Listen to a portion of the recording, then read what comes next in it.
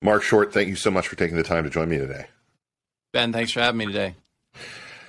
Look, I think that Republicans across the country are unpacking everything that they saw from these election results that surprised a lot of people. And I know that you've been out there and speaking, sharing your perspective on things. But, fundamentally, when you look at a midterm election, if you are on the right side of the, sort of right track, wrong track position and the popularity of the president, you expect to have a big result in your favor historically. Why did that not come to pass when it came to this election? Well, Ben, I think you're exactly right that with President Biden's approval rating down somewhere in the upper 30s or low 40s, a series of issues that were clearly in Republicans' favor, from the worst inflation in 40 years to voters expressing concern about a crisis at the border to many of our biggest cities facing crime waves they've not seen in decades. The wind was at our backs, and it should have been a much better and decisive victory for Republicans across the board. I don't think it was ever going to be like 2010 when we won 63 seats in the House, because frankly, a lot of the low-hanging fruit Republicans had won in the 2020 election cycle. There was so much coverage on the presidential race, but the fact was we'd actually picked up 14 House seats. And so we were coming from a much different baseline. Nonetheless, I think a lot of us expected still somewhere in the 20 to 25 neighborhood of pickups in the House, a likely pickup in the Senate. And to see that all missed is a huge disappointment.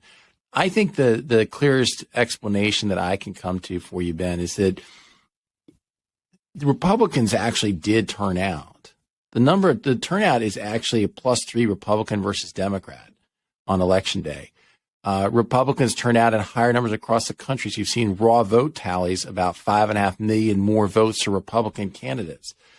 Yet independents said that 75% said we're going in the wrong direction as a nation, yet they still voted Democrat. And I think the only explanation for that is that far too often we had candidates who in the primary stuck with this notion that the 2020 election was stolen. They dug into that deep in the primary, and that was too big of a hole for them to get out. Even with the wind at their backs, it was often things that had been said in the primary, and the quality of our candidates hurt us. The issues are still behind us. The reality is, though, we ultimately had candidates that independents looked at and said, I agree. Inflation's out of control. The border's a mess. Crime's a mess. But I'm still going this path because the candidate you gave me is not somebody I can support. One of the things that is difficult about this is it's hard to ask kind of the right question when it comes to that election fraud or questions about 2020 stuff. I felt like a lot of people played cute with it. They tried to essentially, make no enemies to their right on the question, but also they tried to sort of dabble in that language in ways that ultimately it seems like hurt them eventually or turned them off with independent voters. Look, there are legitimate concerns about election fraud in America. I think that a lot of people are concerned about the nature of the policies that were embraced during COVID. They don't like the fact that we have, 50 days of voting in Pennsylvania where people don't even get to see what John Fetterman is like until the last stages. At the same time, clearly independents, as you said, were turned off by this kind of dabbling in this stuff. How do you think that Republicans can navigate that as candidates, though, when there's a significant portion of their base, depending on how you measure it, that does share major concerns about this and does feel like either President Biden is illegitimate or that there are significant questions about our voting processes? Well, Ben, I'm not so sure it's that hard. I think you did it yourself just in 30 seconds. I think the reality is that there were things that Democrats took advantage from COVID, policies that all of us dislike, from ballot harvesting to allowing voter ballots to extend much beyond Election Day. But there were reforms that some Republican governors, like in Georgia, Brian Kemp, made that helped change those state election laws. But as conservatives and Republicans, we can say, you know what, let's rally and change the state law that we object to. That's different than saying it was outright stolen. And in fact, candidly, Republicans can clearly point to Democrats and say, all this conversation about us, look at what they did. Look at Stacey Abrams still refusing to admit that she lost.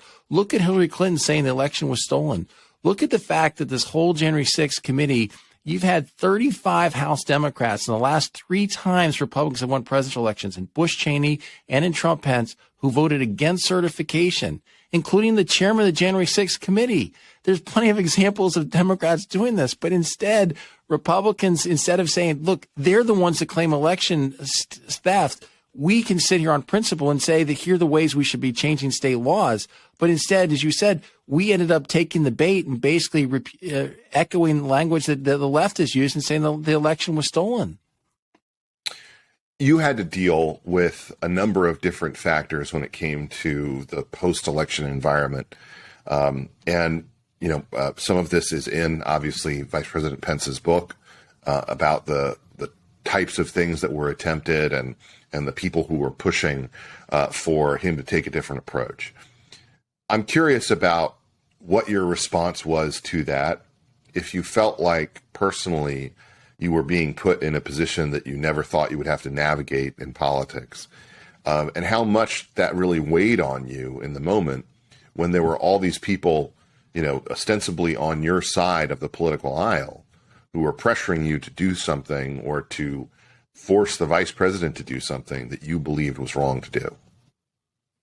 Well, Ben, I never thought that the decision that the vice president had to make was honestly that difficult. I think it's black and white as to what the constitutional authority is for the vice president of the United States. And I think we can have a whole, hour-long conversation on this, and I'm going to spare you. But the reality is that, if that is authority a vice president had, then why had no vice president used it in 200 plus years? If that's the authority Republicans like, would we be so celebrating if Kamala Harris could say in 2024, you know what, I'm going to throw out Texas electoral votes, or I'm going to throw out Alabama? Of course, it's absurd on its face. But I think the thing that weighed on us was the reality is that you could still see this train wreck coming. It wasn't a question of what was the right thing to do. I think that was known. It's just like there was a belief, I believe, that, for many times over the 4 years, the president and vice president have worked so closely together that the two of them had conversations. And I think that the vice president had been a very positive influence on some of the president's instincts. But I think at this point, this was one that we could not break through on. And I think knowing that heading into January 6th was a belief that a lot of the Trump supporters had been led to believe something that just wasn't going to happen and wasn't true. And that was certainly disappointing. You're a recognizable person. I'm sure people come up to you on the street. They come up to me on the street. Sometimes I'm walking around listening to podcasts. They come up and they say things. Usually they say complimentary things, which I appreciate. With your own sort of ability to go out, be around normal American people in this kind of post-after action moment, what do people come up and say to you? Do they thank you for the work that you did? Do they hassle you for being on the opposite side of a decision or something like that? What do they say? Well, let's not forget, I live in Arlington, Virginia, where there are not very many normal people. So let's state that to start with. But I will tell you that as you travel, I hear a lot more of people who, I'd say that in the aftermath of January 6th would quietly, under their breath, say thank you for the stance that the vice president in your office took. I think they're far more open in that today. They're much more of an appreciation and realization of the way that those dynamics have played out nearly 2 years later, and a higher level of gratitude that people express more openly today than perhaps in the immediate aftermath of January 6th, when you'd be in Republican audiences and Republicans who knew the reality, but I think were afraid of upsetting somebody that would be a Trump enthusiast.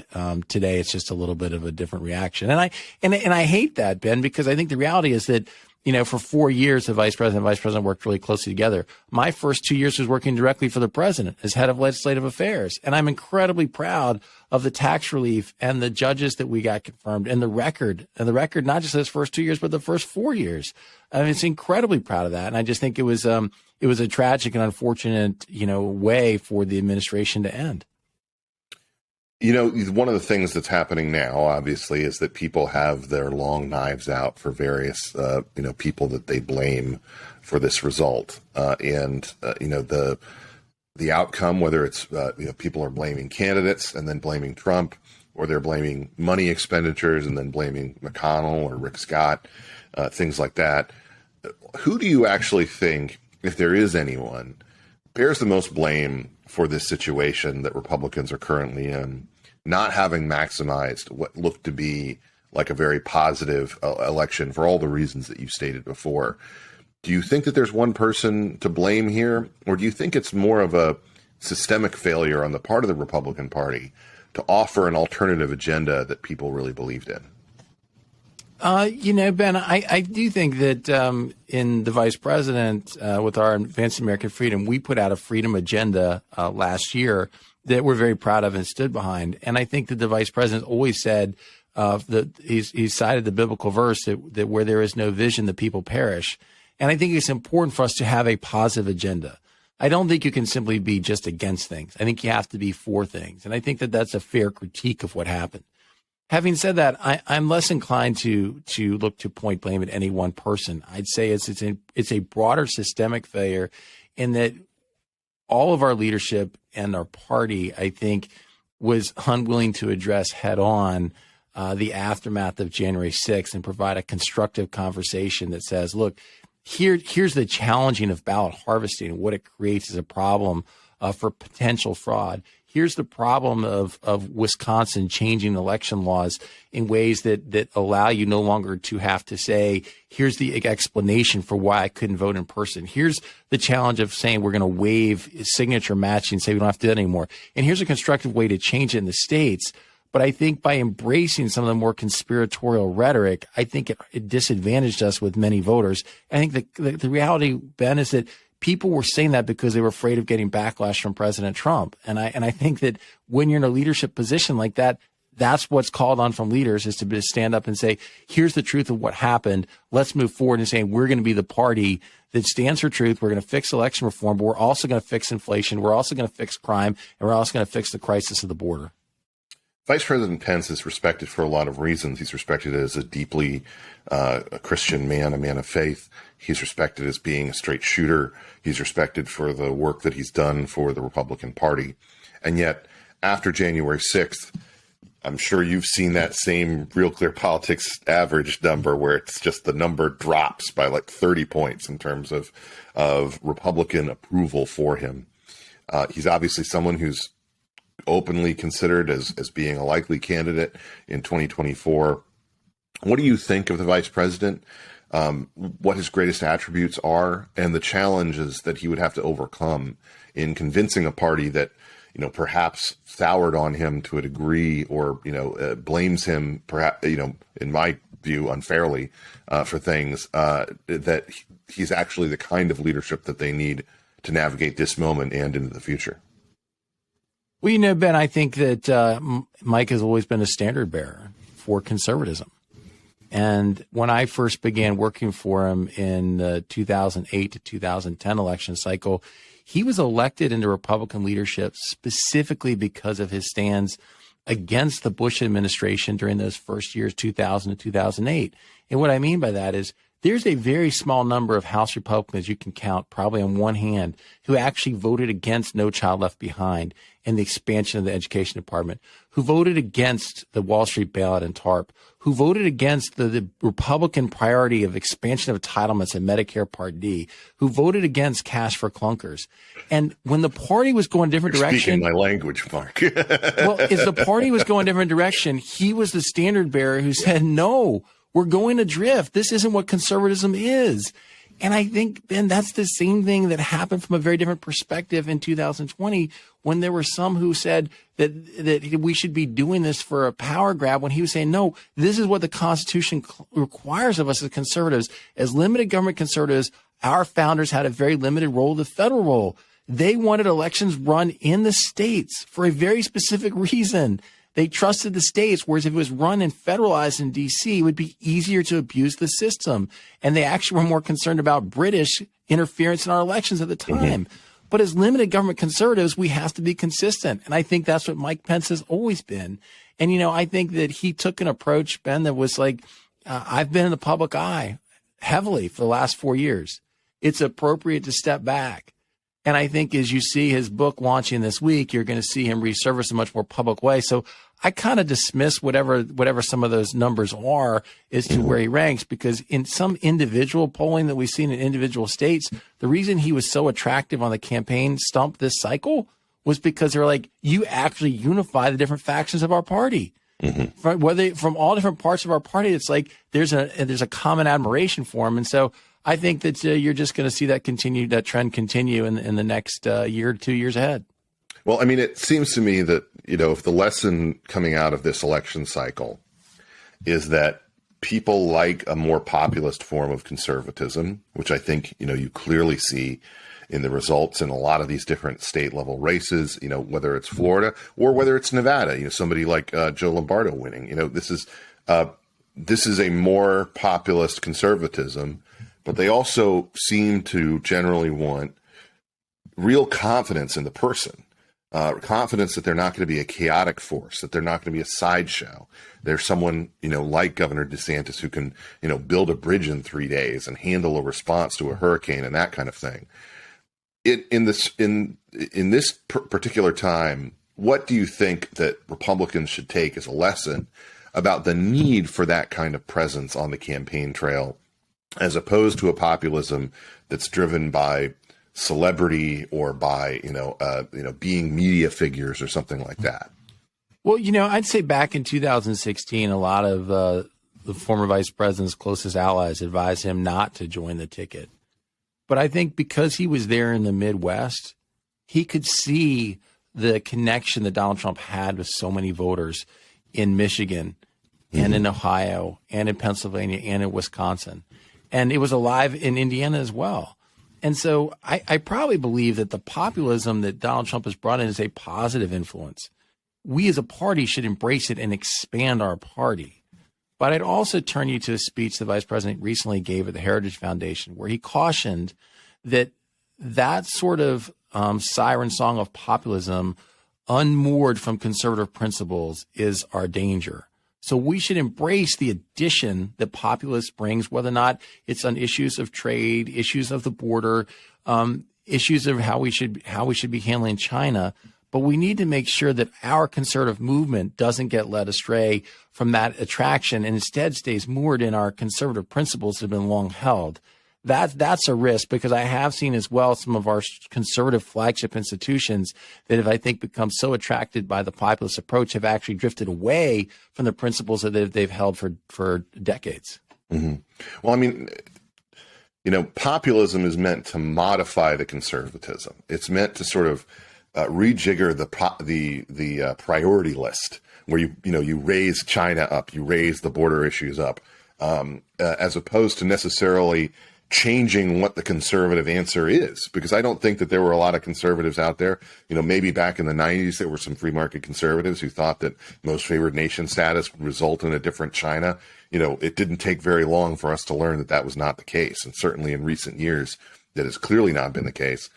The thing that I hope is the direction that people would take after this election is to sort of sit down and say, look, we can't drift away from the principles that have pretty consistently, put Republicans in the driver's seat in American history, in the principles that guided the 1994 revolution, that guided the Tea Party revolution in 2010. You can't just ditch those and replace them with essentially nothing other than following that populist energy.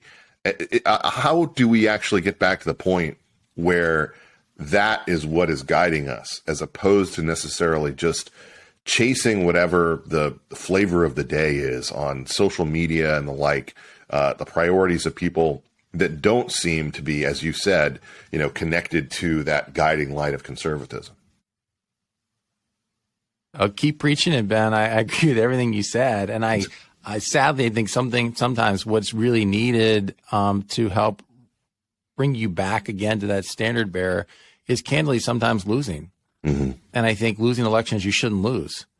And I think that can help people, reorient to say, you know what, we need to go back to what has been working for us, as you said, whether it was the 94 cycle or the 2010 cycle, in which Republicans were true conservatives. And we provided that serious alternative, as opposed to, embracing some of the candidates this cycle who are more performance artists than they really were truly Republican or truly conservative, or in some cases, frankly, were Democrats just a few years ago or community organizers for Barack Obama, who now we've embraced as the, as the highlight for our new populist approach. And so I think that's what it takes, is losing a couple of those, and that'll reorient our voters and saying, you know what, it's more fun to win. Mark won't say it, so I will. He's talking about Carrie Lake. So the thing that I'm interested in now is we've come through this election period where we have this surprising result, where I think if you had told me before the election, this is the number Republicans are going to hit, this is what they're going to get from Hispanic voters, this is how they're going to increase, their portion of African American voters, this is, the kind of levels of support they're going to get, I would have looked at it on paper and said, wow, that, they're going to do great. And instead, you have this kind of frustrating outcome where they hit those marks and still don't do great. Getting back to first principles, how do you go about doing it? One of the things that I like to ask people is what books they advise folks to read that have been really important to them or that have been meaningful to them in guiding their own political philosophies, the things that they conclude about the way that the republic ought to work and that the priorities of conservatism ought to be ordered. What's something that you would be advising people to return to or take a second look at these days in order to kind of reset their approach and understand what their priorities ought to look like going forward? Well, I think your question's a good one because it helps to, share from the candidate kind of where they come from philosophically. But I'd also say that, I think that a lot of our governors did better this cycle because they had records to run on. Mm-hmm. And whether or not that's DeSantis in Florida or Kemp in Georgia or Abbott in Texas, that certainly was a place for us to look as a highlight to say, you know what, if we actually have a record that you can stand behind, then it's less about the performance art. It's less about your position about whether the 2020 election was stolen. It's like, well, look, this is actually what I did for you. And I think that nowhere is at better display than in Georgia, because Kemp is often overlooked in this conversation, but Brian was actually the very first governor to open up. If you remember, Donald Trump stood at the podium and condemned Brian Kemp for saying you're opening up your state too soon. And I know there's a lot of media focus on really how well Governor DeSantis did in handling COVID, but Brian had a record to be able to say, here's what I did on taxes. Here's what I did in opening up our state. Here's what I've done as far as election reform. And I think that's a way for our voters to say it's less of what you're saying actually on the trail. You actually have a record to stand behind. Mm-hmm. I think that one of the things that we have to appreciate about this moment is that, whenever you get something wrong, I think you should re-examine your priors, take a beat, reassess. You don't want to get on tilt by leaning too far into the take that you had previously. And I think of that too, when it comes to the blame that people are going to place on Mitch McConnell or on Donald Trump. And that's something that I think, we'll see play out in the media sphere coming forward, but it's going to be something that's going to be very interesting and perhaps reset a lot of things, a lot of assumptions that people have about the Republican coalition generally. Mark, thank you so much for taking the time to join me today. Ben, it's an honor. Great to see you.